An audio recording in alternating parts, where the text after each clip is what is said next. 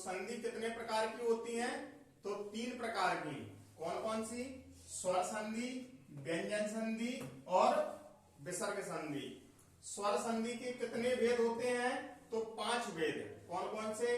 दीर्घ स्वर संधि, गुण स्वर संधि, वृद्धि स्वर संधि, यण स्वर संधि और अयादि स्वर संधि। अब हम कैसे पहचान करें कि कौन सी संधि दीर्घ है, कौन सी गुण है, कौन सी वृद्धि है?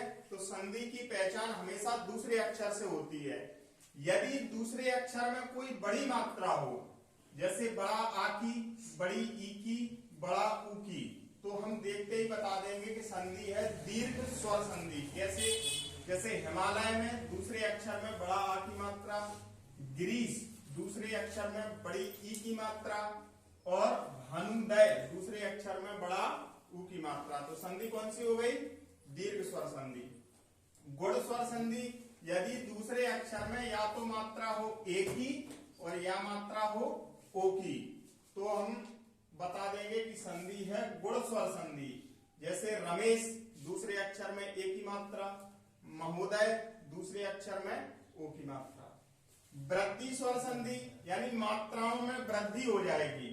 तो मात्राएं एक एक थी, दोनों में दो दो मात्राएं हो गई। सदैव दूसरे अक्षर में ऐ की मात्रा, तो कौन सी संधि? वृद्धि स्वर संधि।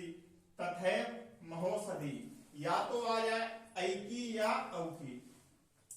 अगली है यण स्वर संधि। तो यदि या वा रा इनसे पहले कोई आधा शब्द आ जाए तो वो संधि होगी यण। जैसे इत्यादि, या से पहले आधा शब्द है।